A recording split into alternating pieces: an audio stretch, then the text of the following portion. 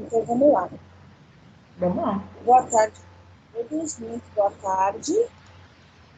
Nós estamos aqui nós somos da Universidade dos Girassóis, que representa o Centro Espírita Fraternidade e Amor, para quem conhece o CEFA. Estamos aqui com uma visita, com uma, assim, como é que eu digo? Eu estou emocionada que eu nem sei. Uma pessoa muito, assim, foi muito bem tratada, muito bem falada, que vai ajudar a gente a encaminhar uma conversa muito boa sobre a autoestima e depressão. Eu fui assim, eu vi o seu doutor, eu já fiquei meio assim, gente, ela é coach, palestrante, ela é psicóloga, então ninguém melhor do que ela para poder orientar a gente, direcionar a nossa conversa sobre autoestima e depressão, especificando aos jovens, porque nós precisamos falar sobre isso, nós precisamos ouvir sobre isso, não é? E eu fico muito contente com a presença de vocês aqui. E nós vamos agora começar essa conversa da melhor forma possível, se começar com uma prece. Não tem forma melhor de começar uma conversa. Então, eu vou pedir a vocês que fechem os seus olhos, ou fiquem com os olhos abertos, como for mais conveniente para vocês. Mas eu peço que vocês agora levem o pensamento a Deus e vamos agradecer a Deus por essa oportunidade, por essa maravilha de oportunidade, de chance de crescer, de aprendizado. Agradecer a Jesus, agradecer a espiritualidade por estar conosco nessa conversa, nessa aula, porque eu sei que onde há bondade, onde há bons fluidos, a espiritualidade ela está envolvida e ela está aqui conosco nesse momento. Agradecer a Jesus por essa iluminação, por essa pessoa tão incrível da Fabiana, para gente, para dar essa luz, essa iluminação. Vamos agradecer a Deus, porque essa oportunidade de crescimento, de evolução, que estamos tendo agora, ela é única agora. Precisará outras oportunidades? Sim, mas essa é a única agora. Então, Deus, agradecemos ao Senhor por essa oportunidade tão incrível. Agradecemos ao Senhor pela Fabiana, agradecemos ao Senhor por nós que estamos aqui participando dessa oportunidade, essa honra tão grande. Pedimos ao Senhor que venha abrir o nosso entendimento, pedimos ao Senhor que venha orientar o nosso saber, pedimos à espiritualidade que nos ilumine, que nos abençoe, que fluidifique nossa água, que nos cuide, que nos oriente. Assim seja, graças a Deus. Ai, Fabiana, seja bem-vinda. Obrigada. Às Girassóis. É um prazer ter você aqui com a gente, falar de um assunto. Então, é assim, a gente não podia fazer esse assunto de outra forma, tinha que ser com você. Não tinha jeito, não podia ser de outra maneira. E eu quero agradecer aos participantes, a todos que estão ingressando, que estão entrando também, eu quero agradecer. E, assim, a gente vai fazer assim, gente, vamos combinar assim. Oi, Nicolas. Oi, meninos. A gente vai combinar assim, as perguntas para a doutora, a gente vai fazer pelo chat, tá bom? Ela vai passar os slides. Oi, Gabi, tá bom. Ela vai passar os slides e eu vou estar de olho aqui no chat. Então, as perguntas que vocês quiserem fazer, podem mandar no chat. Combinado, gente? Pode começar, certo? Ah, tá. Então, doutora, a palavra é sua. Pode ficar à vontade. Tá ótimo. Boa tarde a todos. Primeiro eu vou compartilhar a minha tela. Sejam todos bem-vindos a esse ciclo de palestras. Para mim é muito emocionante, fico muito grata pelo convite de estar aqui participando com vocês nesse momento tão importante, né? De estudo, de aprendizado. Então, sintam-se à vontade para perguntar, tirar dúvidas, no que eu puder ajudar, estou à disposição. Bom, deixa eu compartilhar aqui a minha tela com vocês. Confesso para vocês que é a primeira vez que eu estou usando o Skype para compartilhamento de tela, então qualquer coisa vocês me falam se tiver algum problema.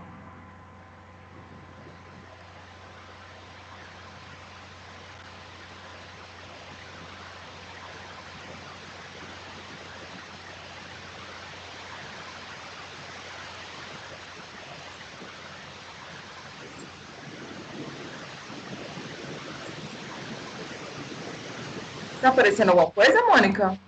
A tela tá escura. Eu acho que ele tá preparando para aparecer. Deixa eu ver. É. Ah, tá aparecendo aqui. Peraí, tá assim. Tô vendo. Aqui no computador demora mais. Tô vendo. Autoestima e depressão, precisamos falar sobre isso. Uhum. Ah, apareceu? Então tá. Então deixa eu ver aqui. O que eu consigo fazer? Peraí. Ok.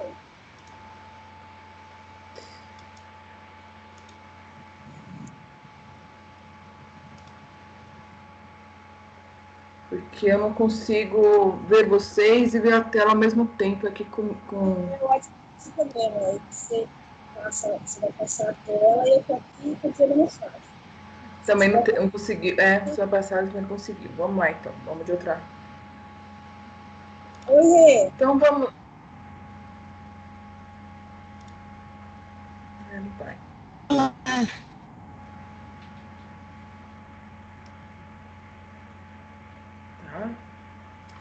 Bom, então vamos lá, falar sobre autoestima e depressão, né? A importância de falar sobre esse tema, principalmente nesse momento que estamos vivendo de pandemia, né? Onde a questão do isolamento social, distanciamento físico, tem afetado bastante, ou até mesmo agravado, né? Com pessoas que já têm algum tipo de problema com a autoestima, tá? Então, o que será abordado, né? Os conceitos de autoestima, o que é baixa autoestima, as causas, sintomas, o que fazer para melhorar, né? O histórico é o link entre baixa autoestima e a depressão, né? Que é o outro tema importante, o que acarreta a depressão. Depois, as diferenças entre depressão e tristeza, as causas, sintomas, os tipos de tratamento e a importância do cuidador para uma pessoa com depressão, tá bom?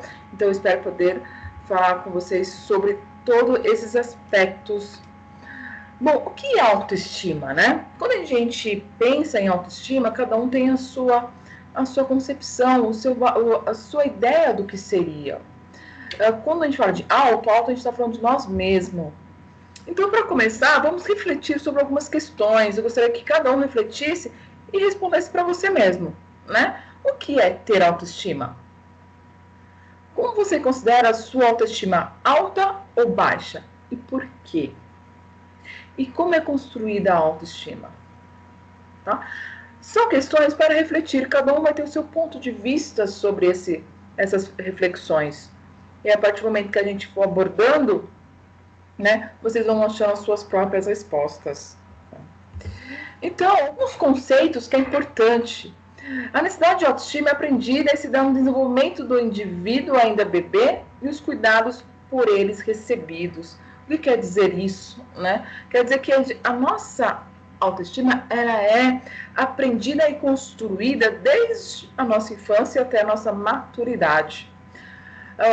O conceito de autoestima foi desenvolvido por um discípulo de Carl Rogers, que ele é um teórico da psicologia, né, que ele desenvolveu a teoria da terapia centrada no cliente lá na década de 50.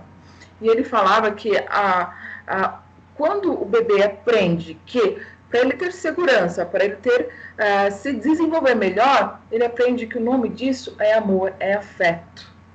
Né? Então, esses cuidados recebidos na infância são determinantes para o desenvolvimento da autoestima, relacionando-se a comportamentos, afetos e ideias que o indivíduo terá sobre si e o mundo à sua volta. Ou seja, quando a criança está num ambiente onde ela é recebida com amor, com carinho, com atenção e principalmente respeito, ela já está construindo a sua autoestima para a sua vida. Né? Então, se a criança está num ambiente de respeito, afeto, aceitação e amor, no qual se compreende seus sentimentos, atitudes e comportamentos, ela pode vivenciar uma experiência plena. Antigamente, a criança ela não era muito ouvida. Né? As gerações atrás consideravam que a criança não tinha direito à fala, que ela só tinha que ouvir. Hoje, a criança é muito mais argumentativa, ela é muito mais espontânea, ela não aceita as coisas facilmente, né? Então, todo ser vivo, ele merece respeito. Ser vivo a gente fala, os seres humanos, o animal, os seres vegetais e tudo mais, todo mundo merece respeito. E a criança, ela está inserida nisso, né? Então ela também deve ser respeitada no que ela está sentindo, como ela está se comportando, de acordo com a idade e o desenvolvimento dela, né? Então, por outro lado, é perceptível quando esses pais ou esses cuidadores tratam seus filhos de forma diferente, né? Levando o indivíduo a desvincular-se da sua capacidade nada, tornando-se indivíduos retraídos, rígidos e defensivos. Ou seja, quando aquela criança, por exemplo, ela não tem um estímulo para poder desenvolver as suas capacidades. Por exemplo, quem de vocês nunca ouviu frases do tipo, olha, vai lá, frases motivadoras como, você consegue, tenta de novo, vai lá. São frases ditas por pessoas que nos amam, que nos incentivam, que nos querem bem. Então, isso faz o quê? Você tem mais confiança em você. Né? Principalmente quando a criança, quando o desenho que não sabe, está experienciando um mundo, né? Para poder entender. E quando isso é feito ao contrário, quando aqueles pais ou aqueles cuidadores, aquelas pessoas responsáveis por aquela criança, falam assim, não, você não consegue, você é burro, você é incapaz, olha, o outro faz melhor que você, ela se retrai, ela fica isolada, ela sente-se ameaçada, né? Então ela pauta a sua vida, ela começa a pautar a sua vida a partir do que os outros querem, que os outros valorizam, sentindo-se desconfortáveis, inquietas e até um pouco ansiosas, né? Porque ela não tem um controle das suas emoções, ela não tem um controle do que de expressar o que ela sente, o que ela gosta. E com isso, percebe-se que na fase adulta tornam-se pessoas que não sabem quem são e o que querem, né? Então, é importante a percepção de que a autoestima, ela é muito importante. Mas, afinal, o que ela é, então? É o valor que se dá, é o valor que se tem de você a respeito do que, sobre a sua pessoa. É definir seus direitos, suas necessidades, seus limites, reconhecer o que você gosta, é um sentimento. Tá? Um sentimento de autoaceitação, amor próprio. Isso, quando a gente reconhece isso em nós, quando a gente sabe quem a gente é, quais nossos limites, quais as nossas capacidades, a gente se torna uma pessoa mais segura, né? E quem não tem autoestima, quem não tem essa segurança com si, está emocionalmente doente, pois essa é a base das relações pessoais e profissionais, né? Costumo dizer que a primeira coisa que eu pergunto para as pessoas quando chegam no consultório é assim, quem é você? Vocês que estão aí, vocês sabem responder quem são vocês? Quem é cada um? Do que pauta a vida de vocês? Porque às vezes é uma das perguntas mais difíceis, porque é difícil a gente olhar para nós e saber o que eu quero, onde estou, o que eu faço, né? Então, a autoestima não é o que mostramos aos outros, mas quanto honestidade e aceitação nós temos com nós mesmos. É aceitar-me, aceitar como eu sou, como independente da opinião do outro. Isso me fará feliz.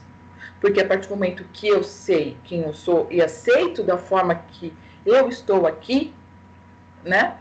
Eu consigo ir para onde eu quiser, eu consigo fazer o que eu quiser, eu tenho coragem, eu tenho a autoconfiança que vai dar certo, né? Então, tudo isso é importante, tá? Faz parte desse sentimento que é a autoestima.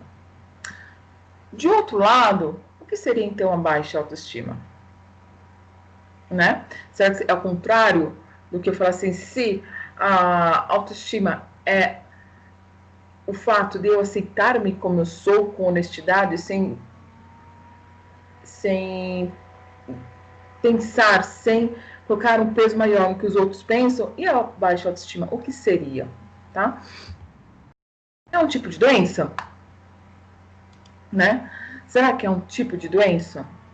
Apesar de ser um sintoma comum, né?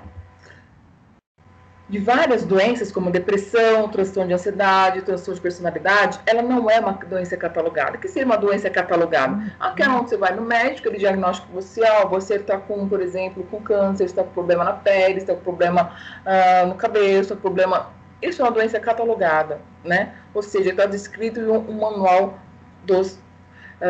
manual internacional. Ou seja, um médico, um psiquiatra não pode dar um diagnóstico de baixa autoestima. Então, por isso que ele não é uma doença. Tá? Mas eles podem reconhecer, motivar, aumentá-la para não adquirir algum tipo de doença. Tá? Por quê? Ele é um sintoma. É um sintoma de alguma doença. Então, a baixa autoestima é a opinião que temos de nós mesmos, só que de forma negativa. Como sentir-se uma pessoa frágil e indefesa. Isso interfere não só no nosso pensamento sobre si, mas também influencia na autoconfiança e na segurança dos relacionamentos. Tá? Então, né, as causas da baixa autoestima. As pessoas, quando falam assim, olha, eu tenho um problema de baixa autoestima, mas por quê? Você, porque o meu nariz é grande, eu me acho uma pessoa feia, não sou uma pessoa atraente, né? Ou seja, ter problemas em aceitar suas características físicas não é o que define a baixa autoestima. Tá? Faz parte, mas ela não é apenas o que define. O que realmente define a baixa autoestima é a falta de confiança em si mesmo, o medo da rejeição, a timidez em excesso, tendência à procrastinação, hábitos de se comparar aos outros, sensação da incapacidade, perfeccionismo, dificuldade em reconhecer suas conquistas. Tá? Então, ou seja, é um conjunto de vários fatores que a gente não executa, não faz, não tem atitude, não tem ação, que nos torna preso, que nos faz isolar, que não faz ter atitude positiva na nossa vida, né? Então, todo esse excesso faz o quê? Que a gente torna uma pessoa frágil, indefesa, né? Assim, os sintomas da baixa autoestima são, primeiro, ter diálogos mentais negativos constantes. A psicologia moderna já fala que nós, seres humanos, durante o nosso dia, a gente tem muito mais pensamentos negativos do que positivos. Só que uma pessoa que tem problema de baixa autoestima, isso é 2, 3, 10 vezes maior. E geralmente esses medos são com medos com relação ao futuro, memórias dolorosas do passado, preocupações sobre as nossas falhas. Tá? Então, são sintomas bem acentuados que ocorrem durante o dia. Tá?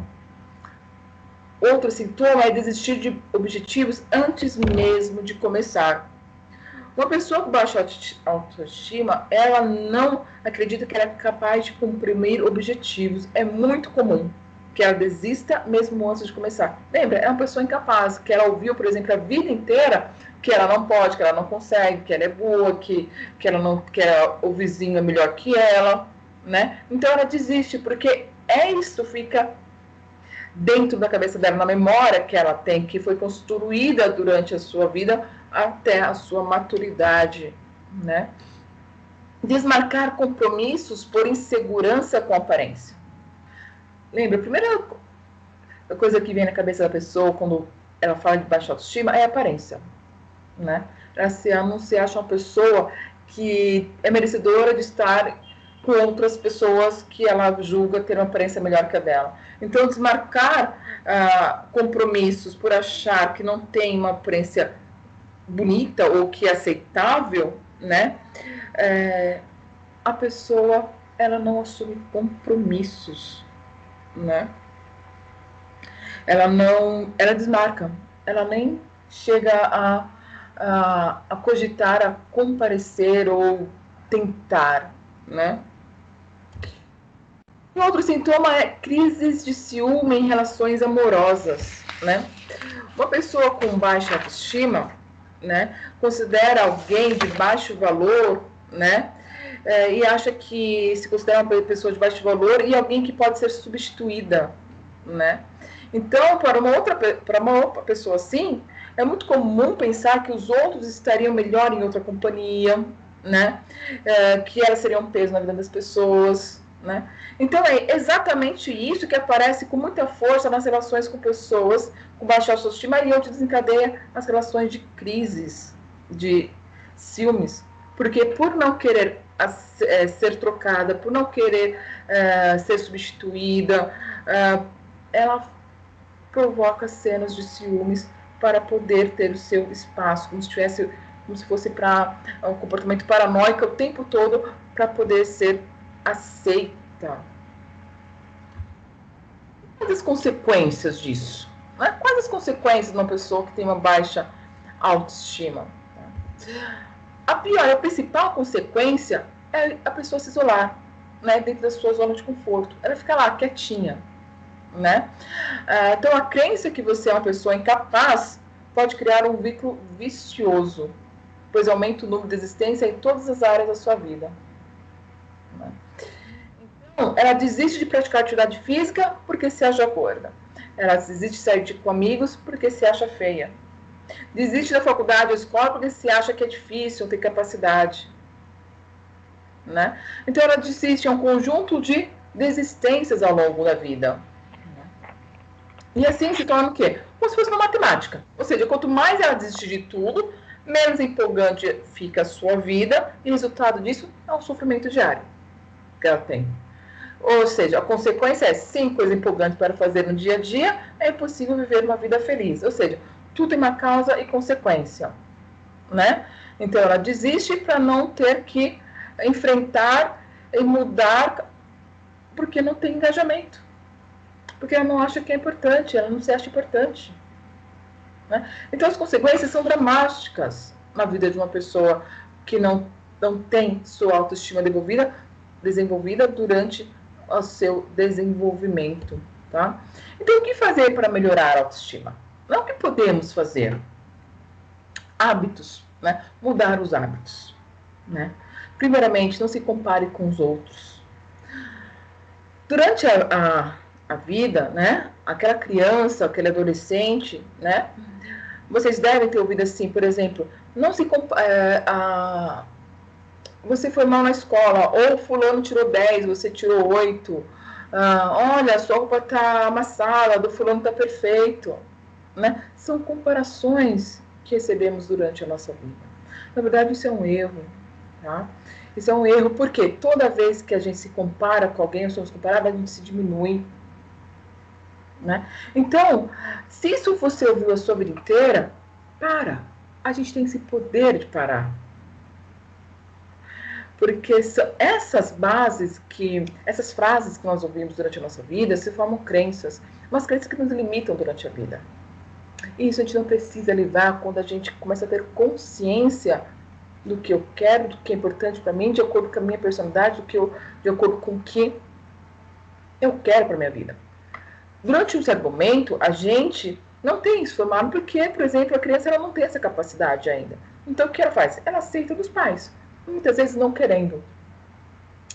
Ela entra num desconforto, no sentido assim, olha, as pessoas que eu amo, que me causam segurança, que me dão amor, afeto, elas estão dizendo que eu tenho que fazer dessa forma. Mas o sentimento que ela tem, a experiência que ela tem até aquele momento de vida dela é outro. Só que para não perder aquele amor, aquele afeto, ela acaba aceitando e muitas vezes rejeita o que ela está sentindo. Ou se ela fala, ela não é ouvida. Isso forma um conflito dentro dela. E é onde começa também um dos problemas para ter a sua autoestima não desenvolvida. Né? Então, durante toda a nossa vida, todos nós já ouvimos isso, né? Todos nós somos comparados em algum momento, né? Mas a nossa melhor comparação é que se compare a você mesmo. Do que eu fui ontem, de como eu estou hoje. Então, quebrar, por exemplo, essas crenças, essas frases. Se me falaram que, por exemplo, eu não sou boa em matemática, né? E eu gosto de matemática... eu gosto de matemática, mas me falaram que eu não sou boa. Toda vida eu ouvi, você não é bom você não é boa em matemática, você não tem um bom raciocínio ou tudo mais, né? Ou fulano é melhor que você em matemática, né? E você gosta, então prove para você mesmo, não é para o outro, para você mesmo que você é capaz, que você consegue. Então seja melhor que ontem, seja melhor aquelas pessoas que te falaram que para você não era. Nós temos vários, hoje, pessoas no mundo que fizeram por onde. O inventor da energia, né, elétrica, ele foi um deles, Thomas Edison, né, que ninguém acreditava nele. Ele se tornou aí, ó, o que nós temos hoje, que é da energia elétrica. Ele provou para todo mundo que ele era capaz. Então, nós podemos ser capazes de transformar a nossa vida, deixando crenças e limitações lá atrás, né? Pare de se criticar. Veja como ponto de críticas, como ponto de melhorias na sua vida. Tá? Não viva no passado, né? O que aconteceu lá atrás, né, em algum momento que te marcou, isso precisa ser trabalhado, isso precisa ser visto de outra forma, por outro ângulo, mas ele não deve ser um fator que vai parar a sua vida. Ouça as músicas que te animam, ou músicas que te elevam o espírito, que te levam a alma, tá? E não ligue para o que os outros falam. Faça, subtraia tudo aquilo que for bom, que faz sentido para você. E atitudes que fortalecem a sua autoestima. Tudo isso, né, melhora nós mesmos. Chega a um momento da nossa vida que o único responsável para melhorar a nossa autoestima é nós mesmos. Quando criança, nós temos as pessoas responsáveis que ajudam de acordo com o que elas sabem, de acordo com o histórico de vida delas, a construir a nossa autoestima. Mas no momento da nossa vida, depende única e exclusivamente da gente. Por exemplo, às vezes, aprender a falar não, né, é muito importante, senão a gente fica cedendo muito para as outras pessoas e a gente acaba nos excluindo, né? Impor limite nas pessoas. A partir do momento que a gente se conhece, a gente sabe até onde a gente vai, até onde a gente gosta, como tem que ser. Valorizar suas qualidades, né? Evitar relacionamentos destrutivos que não te engrandecem nada na sua vida. Ter pensamentos positivos, mas não é só pensamentos, tá? É pensamentos junto com ação. Algumas pessoas falam assim, eu tento praticar a lei de atração, né? Mas não adianta com pensamentos positivos para poder atrair a que eu quero. Não adianta só pensar. Pensar e não agir não resulta em nada. Os dois têm que caminhar junto. Você ajuda-te para ser ajudado, para que o universo possa te ajudar, né? Então, tenha ações positivas para que você possa ter resultados positivos, né? Criar projetos para o futuro, criar metas, objetivos para você. Ter um hobby. É importante que a gente tenha momentos de lazer, que a gente desvincule um pouco dos nossos compromissos para fazer algo que nós fazemos simplesmente porque gostamos, né? Cultivar amizades que nos valorizem, fazer planos e sonhar, cuidar de si mesmo, cuidar da sua aparência, da sua casa, das suas coisas, da sua família. Não deixar que as críticas alheias lhe derrubem, tá? Fazendo um filtro naquilo que ouve e aprender com os erros, né? Errar, todo mundo vai errar em determinado momento, mas o importante é aprender com eles, nunca desistir. Tá? Então, a baixa autoestima, ela lembra, ela não é uma doença, ela é um sintoma que aparece em outras doenças como a depressão. Só voltando, recapitulando, autoestima, ela é um sentimento. A baixa autoestima é um sintoma que a gente tem relacionado a algum tipo de distúrbio, como a depressão, algum tipo de doença, tá? Então, uma pessoa diagnosticada com depressão é um dos sintomas, e um dos sintomas é o pensamento constante de desesperança e culpa, né? Então, ou seja, a baixa autoestima é um dos sinais que precisam estar presentes para que a pessoa seja diagnosticada com depressão. Tá? Outro transtorno, como transtorno borderline, bipolar, síndrome do pânico, são exemplos de doenças onde a baixa autoestima está presente, tá? Então, a baixa autoestima, ela leva a alguns tipos de distúrbio, entre eles a depressão, que é o que nós vamos falar agora, tá bom? Mas, para falar de depressão, é importante outras reflexões, né? Lembre, cada um tem um conceito que viu, aprendeu, leu em algum lugar sobre o que é. Por exemplo, o que é depressão para você? Tá? Podemos identificar as principais causas da depressão? A depressão tem relação com vidas passadas? Podemos falar aqui porque estamos no ambiente espírita, né? Então, para você refletir rapidamente sobre essas questões, que resposta você traz? Tá? Para a gente poder discorrer sobre o assunto e ver se, se o seu modo de pensar está de acordo com o que a psicologia traz. Tanto a psicologia, a ciência médica e o espiritismo, tá? Que é o que nós vamos ver. Então, um pouco do histórico da depressão, né? A depressão, esse número, né, hoje, pode estar alterado, porque esse dado de quase 1 milhão, de quase 21 milhões de brasileiros com a doença, esse dado tinha no início do ano de 2019. Esse ano eu não achei nenhum dado ainda que falasse qual é o número de pessoas deprimidas nós temos hoje devido a esse momento que a gente está vivendo da pandemia. Sabemos que aumentou muito, tanto de depressão quanto de ansiedade. Então, ou estamos já nesses 21 milhões ou ultrapassamos, tá? De pessoas com a doença no mundo. E estima-se em torno de 300 milhões de pessoas, tá? A OMS, que é a Organização Mundial de Saúde, afirma que o Brasil é o país que tem maior prevalência da doença na América Latina, né? Os nossos países vizinhos, é onde as mulheres são mais afetadas que os homens. Há 2 anos atrás, em 2018, estimava-se que em 2020 teríamos muitas pessoas afastadas das suas atividades devido à depressão. Tá? E temos, tá? A gente sabe que isso é um fato que realmente ocorreu, está ocorrendo e sendo agravado devido à pandemia. Então, desde a era de Hipócrates é o pai da medicina, tá? Lá em 360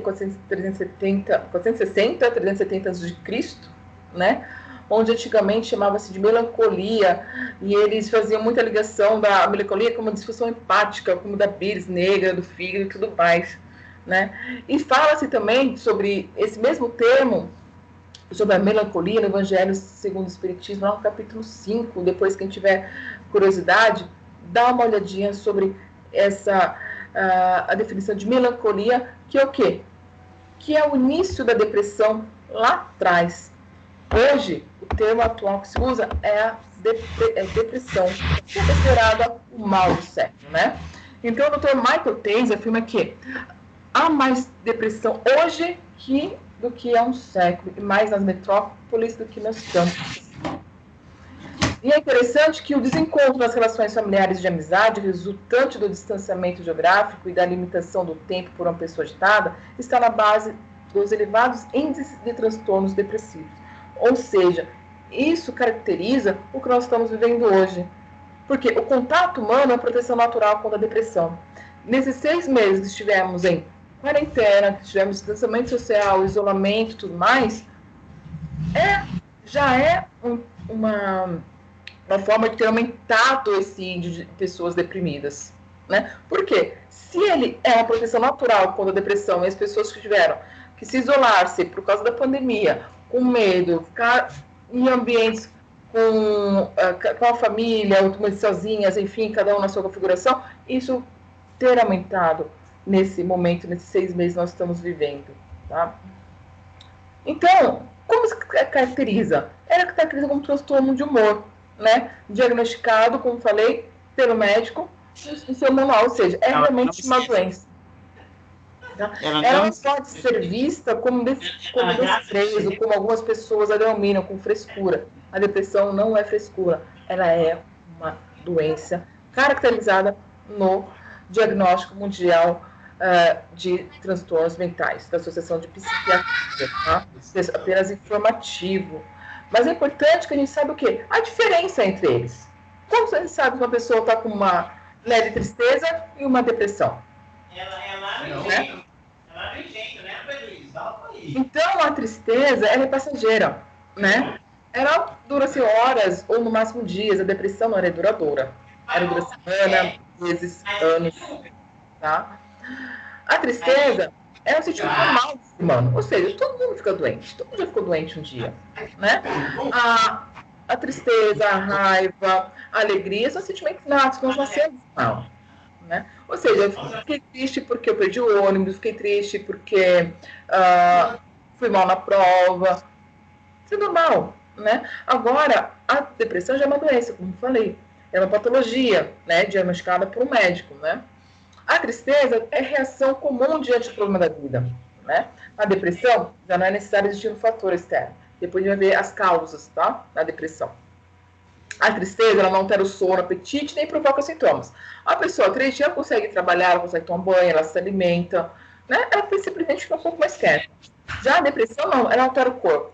A pessoa, ou ela dorme demais, ou ela dorme de menos, ou ela come demais, ou ela come de menos. Ela tem dores diversas, de formas diversas. Tá? Então, a tristeza, ela não afeta a performance do trabalho. Já a depressão afeta a capacidade para o trabalho. A pessoa não sente vontade de ir para o trabalho, desenvolver suas atividades, que antes ela fazia com prazer, ela vai perdendo, né? A tristeza, ela não afeta as relações interpessoais. A depressão, sim. Né? Então, ela prejudica porque a pessoa quer se falar, ela fica quietinha no canto dela, muitas vezes no quarto escuro, né? Então, quais são as causas da depressão? Né? Como a gente sabe, por que a pessoa ficou, né, doente? As causas da depressão, elas são três: a biológicas, as psicológicas e as socioculturais. Quais são as hipóteses biológicas? O uso de medicamentos que podem causar depressão. Uma pessoa que, por exemplo, usa um medicamento que tem a predisposição, ela faz o tratamento, por exemplo, coração. E muitas vezes esse tratamento do coração tem um medicamento que causa depressão. Aí ela tem que tomar um antidepressivo, tá? A genética, né? Pode ser que a pessoa já tenha na família pessoas que tiveram problemas com depressão, né? E ela pode vir com traço de ter depressão na sua vida. Pode ser vir com traço genético, mas não quer dizer que ela vai desenvolver. Tudo vai depender do histórico de vida dela, tá? E doenças, por exemplo, a pessoa que tem epilepsia, né? Ela automaticamente tem a depressão, tá? Hipóteses psicológicas, ou seja, um luto, uma pessoa que perdeu um ente querido, agora a gente está vivendo um mundo, um luto patológico no sentido de tantas vidas perdidas, né, com a pandemia. São perdas que onde você muitas vezes não pôde, como chama? Você não pôde despedir dos seus entes queridos, tá? A separação pelo casamento, namoro, amizade, perdas com perda do trabalho, perda de dinheiro, perda do animalzinho de estimação, agressividade, sentimento de culpa, a depressão pós-parto, a aposentadoria, tudo isso interfere, tá? E as hipóteses socioculturais seriam doenças, como doenças que estão vivendo na pandemia, na epidemia, na vida urbana, a agitação da vida urbana, o trânsito, não ter tempo para nada, desajustes profissionais, eu não estou feliz com o que eu estou trabalhando, com a minha carreira. A influência do ambiente doméstico profissional, é importante que a gente trabalhe e more no ambiente que a gente gosta, que a gente se sente aceito, que a gente sente-se pertencente àquele grupo. Problemas causados na infância, na adolescência ou até mesmo na terceira idade. Tá? Então, essas são várias causas que podem ocasionar a depressão. A depressão está principalmente associada a dois sentimentos básicos, que é a tristeza e a culpa. Tá? Quando a pessoa, por exemplo, é à frente da lei natural, né, ela tem um erro aí, né? Esse erro, por exemplo, uma pessoa que roubou, ela furtou alguma coisa, né? Quando ela furta, ela tem a consciência do que ela fez algo errado, né? Se tem um arrependimento, se vem carregado de um arrependimento, ela fica triste, porque ela aprendeu, por exemplo, que não se pode, que não se deve furtar, que não se deve roubar, que enfim, que não se deve casar mal. Ela aprendeu durante a sua vida essas situações. Só que ela faz a reparação. Ela repara. Então aí ela corre atrás tipo, de pedir desculpa, de devolver o objeto, seja o que for, por exemplo. É uma situação onde tem a tristeza, mas há a reparação. Uma outra situação, por exemplo, ocorreu erro. Né? A pessoa lá foi lá e furtou alguma coisa. Ela teve consciência, nossa, eu peguei esse objeto, roubei esse objeto, não me pertence. Ela sente culpa por ter pego aquilo. Só que ela ainda não consegue avançar para que eu faço com isso que eu fiz. Então ela fica com ideia fixa, acaba com aquele sentimento fixo, né? De punição, de desvalia, de obsessão com ela mesma. Aí onde começa um processo de depressão, por exemplo. Tá? Porque ela não consegue mudar aquele padrão vibracional onde ela entrou. Errar, todos nós vamos errar em escala maior ou menor. Mais importante o quê? A gente reparar o nosso erro. Né? E quanto antes nós repararmos, melhor para a gente. Então, nós temos também as causas espirituais da depressão. Que seria, todas as doenças, elas se originam no espírito. O que não tem origem nessa vida, tem origem em reencarnações passadas. Muitas pessoas não aceitam esse fato, ou só aceitam parcialmente. Mas não há como fugir à constatação. O corpo físico é apenas reflexo do corpo astral ou perispírito. Tudo que está registrado em nosso corpo astral se manifesta em nosso corpo físico. Tá? Então, quando a pessoa às vezes está com problema, passa uma dificuldade, alguma doença, ela quer saber por que isso está acontecendo comigo, o que eu fiz, e muitas vezes ela não acha a resposta nessa vida. E muitas vezes não acha mesmo, porque está registrado no seu perispírito devido a uma outra situação, uma outra vida, mas se origina no seu espírito. É algo que o seu espírito precisa reparar. Tá? Então, estamos aqui num ambiente espírita, né? Mas a gente sabe que o espírito, só para, se não tiver alguém que não seja espírita, para poder entender o que é que a gente está falando agora. O espírito é o ser pensante, somos nós, né? E esse espírito, ele é revestido do corpo físico, que é o corpo que nós temos, que é desse corpo físico que a gente precisa para agir no mundo, e o nosso perispírito, que é esse envoltório, esse material que fica entre o corpo físico e o espírito, que é esse envoltório azul que está no desenho. Ou seja, a doença, ela se instala. Tá? Ela se origina no espírito, porque o espírito é único, né? Mas esse não é o tema da nossa palestra de hoje, foi só um adendo, tá? Então, os maiores causadores de doença são a raiva, a mágoa, as frustrações, o rancor, a inveja, o sentimento de culpa, tá? Ou seja, são todos sentimentos que provocam a doença no corpo. Uma vez que eu não olho o corpo, que eu não entendo o que ele está falando, uma hora ele vai reagir. Se toda vez o famoso vou engolir sapo, eu não respondo, eu me reprimo toda vez que eu quero falar alguma coisa, que eu quero com a minha raiva para fora e não vai, o meu corpo vai absorvendo aquilo. Mas chega uma hora e fala assim, olha, desculpa, mas eu não aguento mais. E precisa extravasar de alguma forma. Né? E onde ocasiona as doenças. Onde o corpo ele não aguenta mais. Né? Por quê? Tudo começa na mente. Né? Se eu estou com aquele sentimento na minha cabeça e eu trabalho aquilo, o meu corpo vai sentir. Né? Então é importante trabalhar os sentimentos. A raiva, as frustrações, o rancor, enfim, a culpa, principalmente a culpa. Né? A culpa é um dos maiores fatores que ocasionam a depressão. E ela precisa ser tratada e vista de perto. Tá? Então, só existe doenças porque o espírito é devedor, né? Allan Kardec falou isso. O indivíduo nasce com uma predisposição para essa ou aquela doença, para este ou aquele transtorno neurótico, psicótico ou outra natureza. O ser em si é um ser doente, está na lei de causa e efeito, tá? E a depressão tem a sua gênese no espírito, que reencarna com alta dose de culpa quando renteando no processo da evolução sobre fatores negativos que lhe assinam a marcha e que não se resolveu por liberar-se em definitivo. Joana de Ângeles também tem a sua posição sobre a doença e o espírito. Tá? E a depressão interfere na mitose, ou seja, na divisão celular, contribuindo para o aparecimento do câncer e de outras doenças imunológicas, sobretudo a deficiência imunitária, facilitando as infecções, Emmanuel. Então, sabe, olha, o espiritismo está envolvido nisso, onde caracteriza a depressão e a doença e o corpo, tá? Então, sim, a depressão é considerada uma doença da alma, como nós estamos vendo aqui, tá? E quais são os sintomas, né, da depressão? Os sintomas da depressão podem ocasionar na mente, no comportamento, no corpo e nos sentimentos. Tá? Na mente, como? A dificuldade de concentração, falta de memória, pensamentos de morte ou suicídio. O comportamento, perda de interesse em atividades antes prazerosas, incluindo sexo, inquietação, irritabilidade, isolamento. A pessoa deixa de ter esses comportamentos.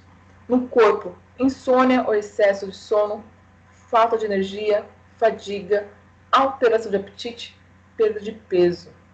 E os sentimentos de tristeza, culpa, um vazio interior, pessimismo, ansiedade, desesperança. Tá? As três ciências, seja o espiritismo, a psicologia e o psiquiatra, eles tratam o tema depressão, cada um na sua titularidade. E no espiritismo está no capítulo 23 do Livro dos Médiuns, da obsessão. Tá? Que no Livro dos Médiuns, quando fala assim, nesse capítulo 23, obsessão simples, para a psicologia é uma pré-depressão, e na psiquiatria é um episódio leve. Tá? O que seria um episódio leve na psiquiatria, né, para a área médica? Seria de todos aqueles sintomas que nós falamos agora, a pessoa tem de 2 a 3 sintomas daquele. Quando a psiquiatria fala que o episódio é moderado, a psicologia fala que é uma depressão instalada, e para o espiritismo é uma fascinação, o episódio moderado quer dizer quando a pessoa tem 4 a 5 sintomas daquele que nós acabamos de falar. E quando fala que é um episódio grave, né, na psicologia a gente fala que a pessoa está numa depressão profunda, e no espiritismo fala que é uma subjugação, aí quando a pessoa está em um estado mais avançado da depressão, ou seja, ela tem pensamentos de morte, de suicídio, de culpa em excesso, né, onde elas têm um isolamento crucial, que ela quer ficar só no quarto escuro, ou seja, vai aumentando o grau de incidência, onde a pessoa começa desde o tratamento só com mudança de pensamentos até a internação. Ou seja, todas as ciências, seja o espiritismo, a psicologia ou a médica, ela trata a depressão da mesma forma, com nomes diferentes, de acordo com a sua área. Tá? E o tratamento, né, para depressão?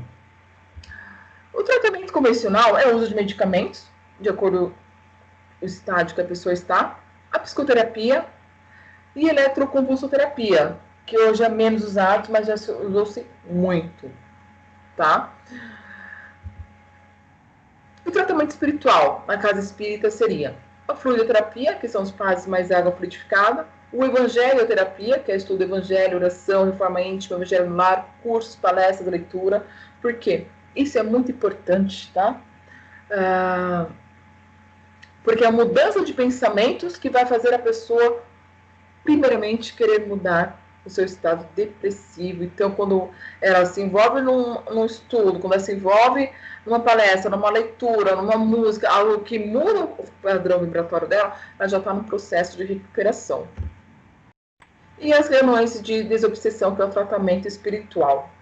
Mas outros tratamentos são muito mais importantes, porque tanto o tratamento convencional quanto o espiritual tem a vontade da pessoa e tem a ajuda de terceiros, seja de médicos, terapeutas,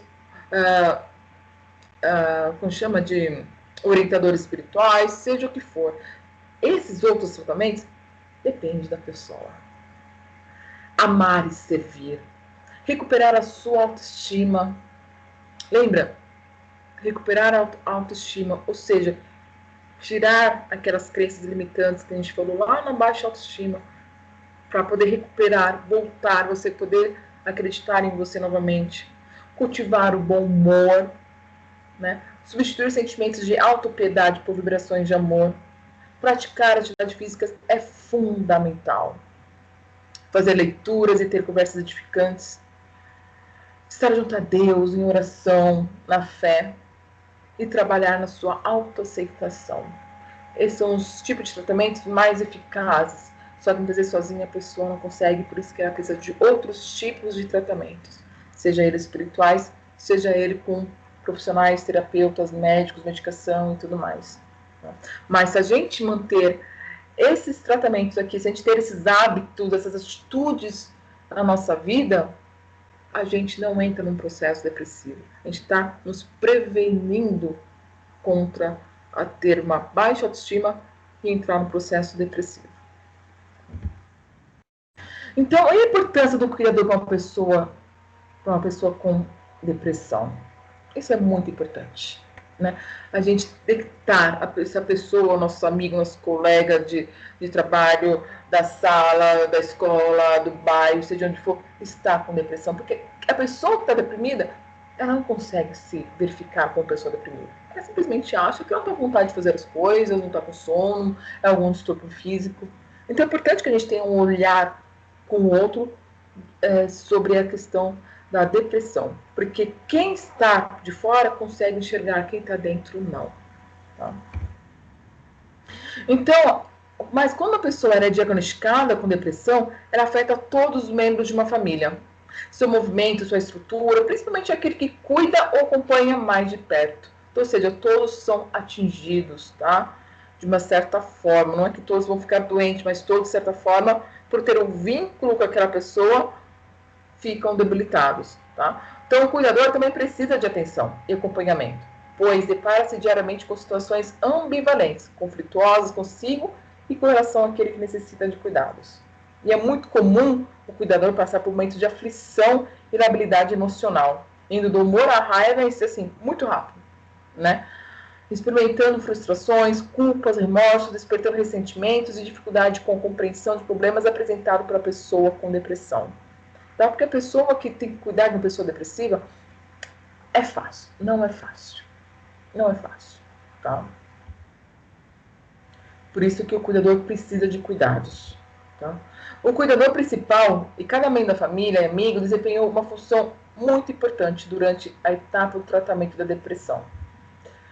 Por exemplo, no apoio durante o diagnóstico, no controle do uso correto das medicações, tá?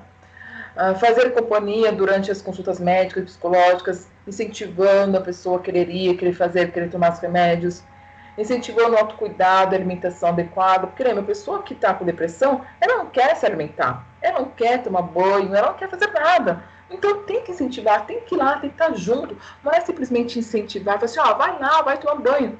Muitas vezes é ir pegar a mão e fazer junto, tá? Muitas vezes. Participação e acompanhamento de situações sociais. Incentiva a prática de atividade física. A atividade física é muito importante. Mas não é simplesmente ir lá, fala assim, vai lá, faz uma caminhada, faz exercício. Muitas vezes o cuidador tem que ir junto e fazer atividade junto. Porque lembra que a pessoa que não consegue sozinha. Manter a relação familiar e com amigos dentro da normalidade, sem rótulos. Assim, o que seria sem rótulos, né? A pessoa chega na escola, por exemplo, assim, olha, lá vem um depressivo. Você está rotulando a pessoa. A pessoa não é o depressivo. A pessoa tem nome. A pessoa é alguém. Então, não rotular a pessoa pelo que ela tem, pelo que ela apresenta, seja depressão ou qualquer outro tipo de doença. Então, desenvolver diálogos, demonstrar afetos, apoio e elogios sinceros. Então, o que o cuidador não deve fazer? Não criticá-lo por não conseguir realizar algo ou por não conseguir sair da cama, por exemplo. Não critica essa pessoa. Não fazer cobrança desnecessária, pois a pessoa com depressão não tem forças para reagir e necessita de ajuda.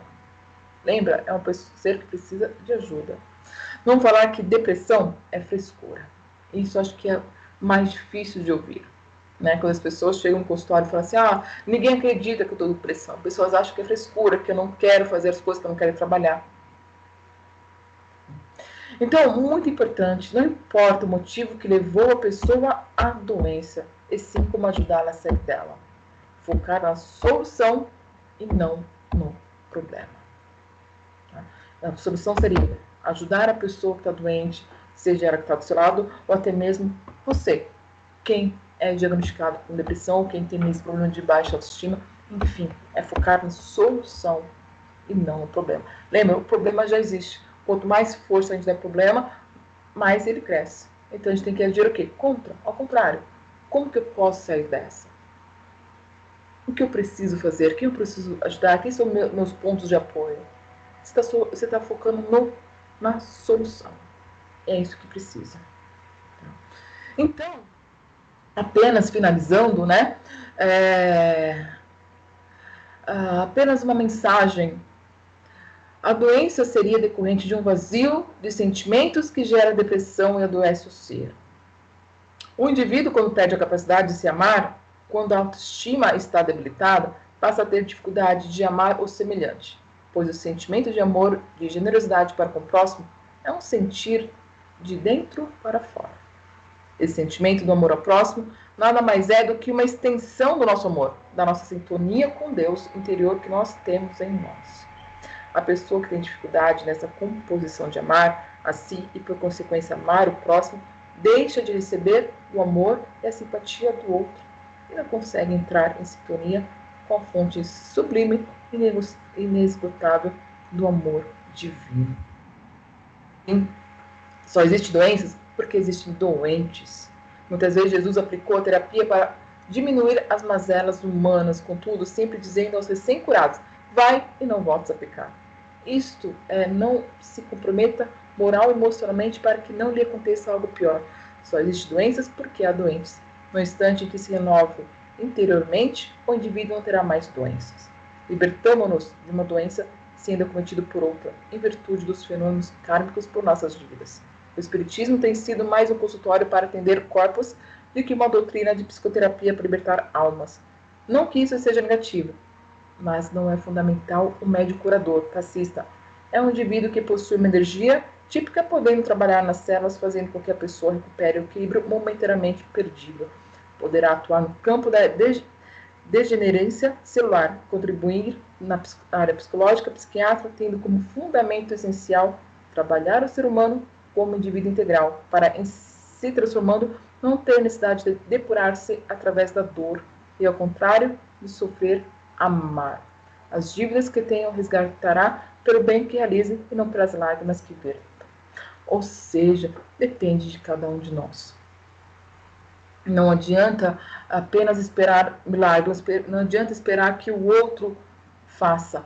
Façamos por nós, né?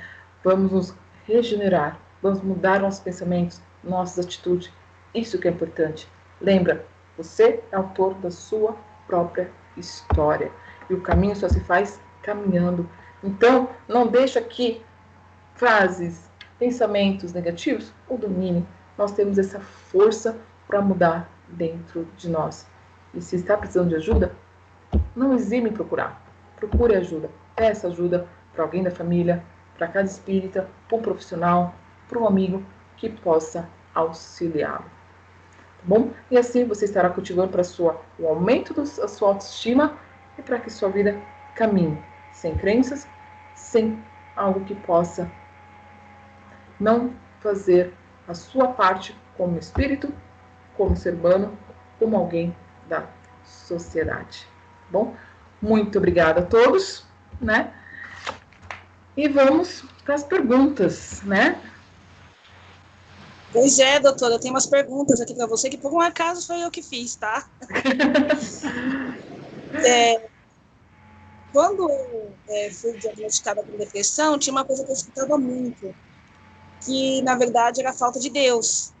Tá. Que era falta de Deus, tem que ir para a igreja, tem que orar, fazer isso, fazer aquilo. É verdade isso? Faz sentido?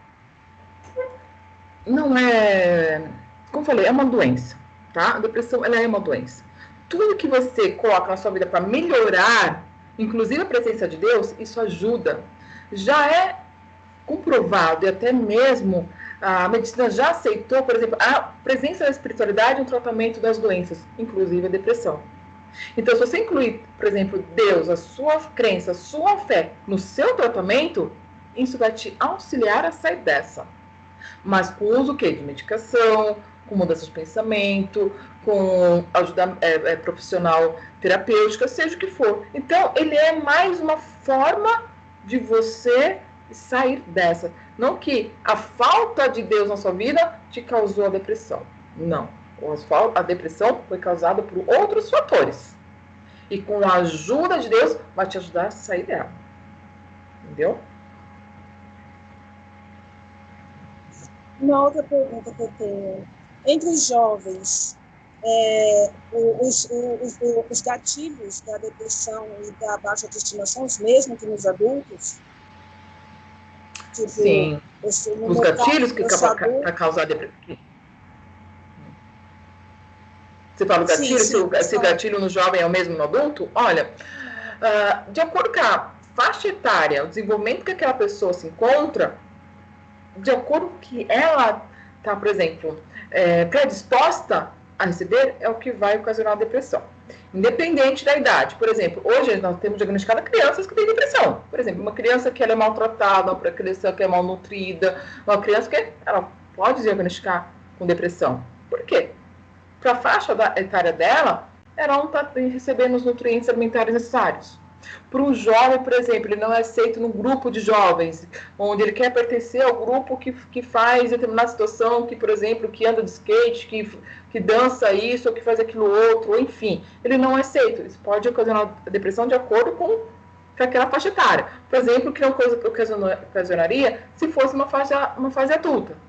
Se esse adulto, por exemplo, ele já tem a capacidade, a maturidade para poder distinguir que não fui aceito nesse grupo, mas eu posso ser aceito em outro, ou se ele tem a sua autoconfiança desenvolvida, então vai ser diferente para ele.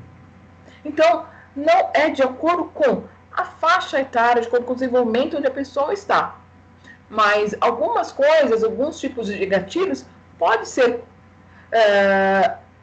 desencadeado independente da faixa etária. Por exemplo, se é de ordem genética.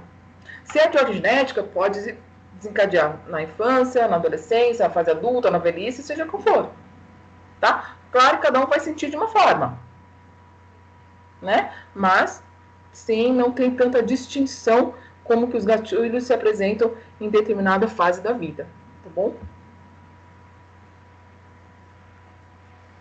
Outra pergunta. Fabiana? A caridade, ela pode ser um remédio para depressão? Não entendi a pergunta. Caridade. Eu não falo só a caridade com o outro, a caridade comigo mesma. A caridade no geral, ela pode ser considerada um remédio contra a depressão?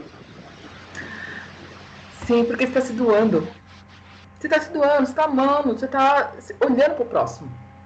Então, a caridade, você fazer caridade por outro, você está amando, você está dando um pouco de si. Então, ele pode ser também um dos remédios que vai te ajudar a sair dessa depressão. Entendeu? Então, só lembra, para você ter o tratamento ideal para o processo depressivo, você precisa fazer todas as etapas, não adianta fazer uma só. Por exemplo, a pessoa ela passa a falar, não quero ficar dependente de remédio. Por exemplo, ela chega no consultório e fala, eu tomo remédio, mas não quero ficar dependente de remédio. Se você ficar tomando só remédio, você está tratando sintomas, você não está tratando a causa. Então, quando você toma o remédio e automaticamente você muda hábitos na sua vida, você faz terapia, procura se conhecer, autoconhecer, melhorar a sua autoestima, você tem uma alimentação melhor, você pratica atividade física, sai com os amigos, tudo isso é remédio para curar a depressão. Inclusive fazendo a caridade, inclusive trabalhando na área social, amando ao próximo, enfim. Então, é um conjunto. Então, quando a pessoa, por exemplo, ela foi diagnosticada com depressão, só que ela quer só fazer terapia, ela não quer tomar remédio porque tem medo de ficar dependente. O remédio em si, ele causa dependência se você não fazer as outras partes. Só terapia, se você tiver muita força de vontade, dependendo daquele grau que eu falei, que se a pessoa está em um grau leve, moderado ou grave da doença, vai ajudar. Mas se ela não tiver um foco 100% naquilo, em algum momento ela vai precisar do auxílio do remédio. Então, assim, é um conjunto. É um conjunto de fatores que precisam ser analisados para a pessoa sair da depressão. Não é simplesmente um único medicamento que vai fazer efeito. Entendeu? Ele vai ser um auxiliador, mas ele não vai ser o que vai ser 100% a eficácia no tratamento da depressão. Porque se, por exemplo, como você vai saber se você foi curado da depressão? Quando aquilo que você fazia para poder melhorar, você tirou, não faz mais, você se entender. Então, às vezes, a pessoa faz a caridade. Tá lá. Fazendo, trabalhando, casa espírita, seja onde for. Tirou daquilo, ela volta para o estágio onde ela estava. Por quê? Ela atrelou que a melhora da depressão dela tá lá fazer a caridade. Mas quando ela está sozinha com ela mesma, vem todos aqueles pensamentos negativos, a autoestima dela fica lá embaixo, sabe? Tudo volta como antes. Ou seja, você não melhorou. A gente só sabe quando melhora alguma coisa, quando a gente lembra que é algo que nos machucava, isso simplesmente se torna uma lembrança. Por exemplo, é muito comum, por exemplo, as pessoas no começo, quando perde alguém, né? Perde alguém próximo, mas toda vez que ela lembrar, ela vai chorar, vai vir a lembrança e tudo mais. A partir do momento, era porque ela está em processo de luto daquilo. Ela precisa ver isso, ser elaborado, sentir a perda daquela pessoa. Mas a partir do momento que ela consegue enxergar aquilo de outra forma, que faz parte da vida, que a pessoa foi, que um dia vocês podem se encontrar e tudo mais, que ela consegue ter essa aceitação dentro dela, toda vez que ela lembrar daquela pessoa, não vai ter a mesma tristeza, o mesmo choro, aquele mesmo luto de antes, porque foi elaborado, foi visto. Então a gente só sabe se curou de algo que nos tinha um transtorno emocional quando a gente olha para ela e não nos causa sofrimento. Isso fica simplesmente uma memória, algo da nossa vida que passou. Porque lembre-se, a gente não esquece de nada. A gente simplesmente fica reprimindo em determinado momento. E a gente tem a capacidade de acessar aquela memória quando é solicitado. Então, se a gente trabalhou essa memória que nos causou um trauma, que nos causou algo que nos fez ficar frustrados, deprimidos, se eu não trabalhar nisso, toda vez que eu lembrar, vai me trazer toda aquela raiva, toda aquela frustração do momento, isso pode ter passado 20 anos. Então, toda vez que, se eu trabalhei durante, por exemplo, esses 20 anos, aquela memória que me causou aquele calma, aquela frustração, daqui 20 anos, quando eu olhar, vai ser simplesmente uma memória, uma experiência de vida. Não vai ser algo que vai me trazer sofrimento. Entendeu? Entendi, mas você esclareceu muito mais do que a gente esperava, com certeza. Com certeza. Então, alguém tem mais alguma pergunta, gente? Fabiana? Oi? Oi. Eu queria fazer uma pergunta. A pessoa que é tímida por natureza, ela tem uma propensão a mais a desenvolver a depressão? Olha, não, tá? Não tá atrelada a timidez com a depressão. A timidez é uma característica daquela pessoa. As pessoas muitas vezes confundem timidez com uma pessoa introspectiva, tá? A pessoa tímida, o que é? Ela não gosta de se expor. E muitas vezes ela não gosta de se expor, não porque ela não sabe, não tem conhecimento de alguma coisa, mas ela prefere ser algo mais reservado, ou ela se expõe em um ambiente onde ela tem mais confiança, onde tem pessoas que ela confia, que ela conhece. Tá? Então, não está atrelado à doença, depressão ou qualquer outro tipo de doença, timidez. Ela é simplesmente uma característica de personalidade. Tá? E ela pode, muitas vezes, é confundida com uma pessoa sendo introspectiva. Pessoa introspectiva e pessoas tímidas são diferentes. Entendeu? Ok. Você citou também no teu discurso sobre a epilepsia. Eu não consegui entender muito bem. A pessoa que tem epilepsia, ela tem tendência à depressão, é isso? A pessoa epilética, automaticamente, ela já toma remédio para antidepressivo. Porque a própria epilepsia, ela já traz a depressão. Ah, sim. Entendeu? Então, algumas doenças, a pessoa automaticamente, ela já toma um antidepressivo junto. Porque a própria doença, o próprio remédio já acarreta sintomas da depressão. Entendi. Então, depressão tem como você ter uma vida normal, tem como você viver bem, tranquila, mesmo tendo depressão. Sim, tem. A pessoa consegue. Lembra, é força de vontade e trabalhar para isso.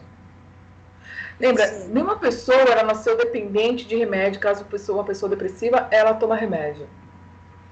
Ela só precisa o quê? Focar naquela doença para livrar-se dela. E isso às vezes demora tempo curto, tempo longo, enfim, vai depender do histórico de cada um. Entendeu?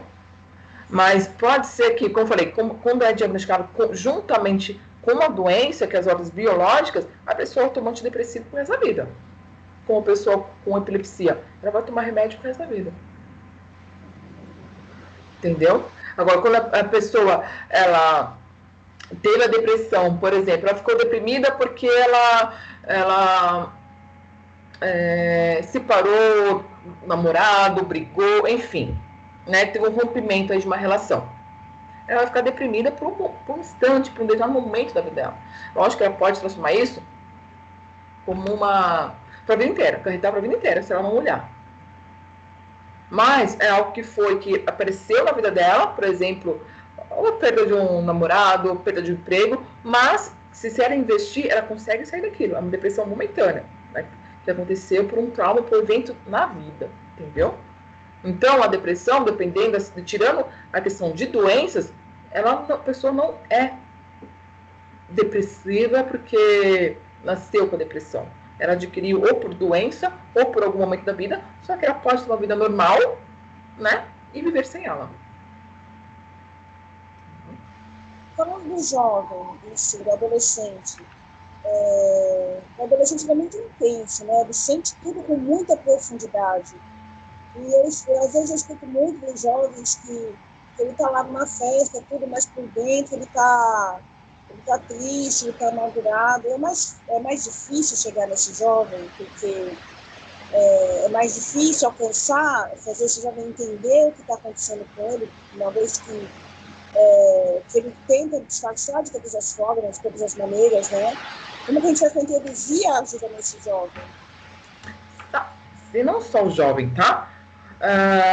Mas é difícil porque, lembra, a pessoa que tem depressão, ela não consegue enxergar que ela tá. Alguém, muito sutilmente, tem que ajudar essa pessoa. Porque seja jovem, seja adulto, né? A criança até mais fácil porque a mãe e o pai tá ali, o cuidador tá aí olhando e percebe a mudança de comportamento daquela criança.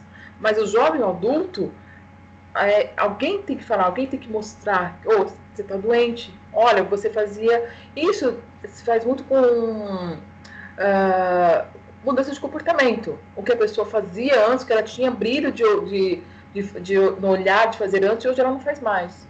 Então, um exemplo que você pode mostrar, por exemplo, o jovem. Ou o que a conversa, você não está pertencendo àquele grupo, você não faz parte daquele grupo, por que você não se sente bem? A melhor coisa é o diálogo, sabe?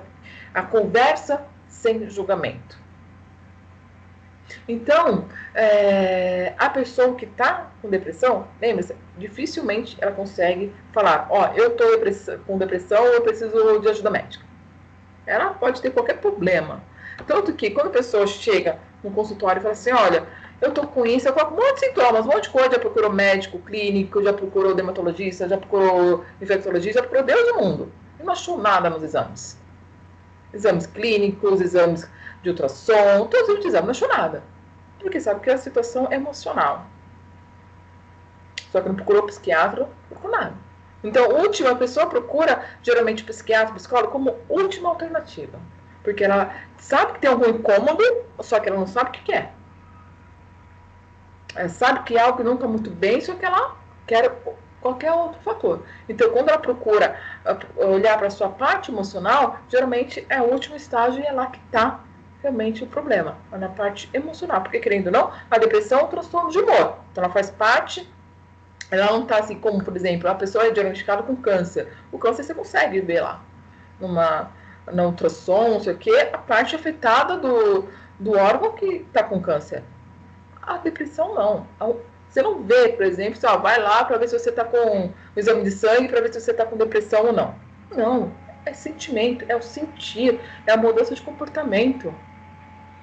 Né? Então, quando a pessoa não vê nos exames que ela não tem nada, está tudo bem, o que está acontecendo, então? Aí ela procura ajuda da área emocional. Né? Então, dificilmente a pessoa não vê, ela precisa de ajuda, é preciso que alguém aponte, alguém fale, que alguém oriente, e aí, mesmo assim, é um trabalho de formiguinha, tá? Porque as pessoas não aceitam, acham que você está criticando, acham que você está... Né? Então, é uma forma muito sutil para a pessoa perceber que ela pode estar com depressão e que ela precisa buscar ajuda médica. Ficou claro? Respondeu? Percebi. Eu entendi. Realmente é um trabalho de formiguinha e é bem sutil, né? Bem delicado tudo isso. Mas é importante a gente ter esses esclarecimentos para poder cuidar até da gente mesmo, cuidar de quem está do nosso lado. Por isso que a melhor forma é a conscientização, entendeu? Quando a pessoa conscientiza, quando ela tem a oportunidade de ouvir algo que ela pode perceber nela, é a melhor forma. Do que você ir apontar, você tem isso, você vai. Você não vai, muito pelo contrário, a pessoa foge, a pessoa explana. Entendeu? Então, precisa tomar de formiguinha para a pessoa perceber, ela tem a percepção que ela pode estar doente. Nesse tempo de pandemia, eu acredito que seja muito comum, né? As pessoas, eu não sei se elas vão entrar em depressão ou se já estão em depressão e aí a depressão desencadeia na pandemia. Eu não sei bem como é que isso acontece, mas eu sei que acontece. Eu sou testemunha de que acontece. A gente fica, que nem ficar preso em casa, não tem como sair, que nem a gente tem que sair. Os amigos não podem mais sair com os amigos, a gente não pode fazer um monte de coisa que a gente fazia antes para tentar cuidar dessa depressão. Até para fazer caridade ficou mais difícil, né? Exatamente. Essa pandemia.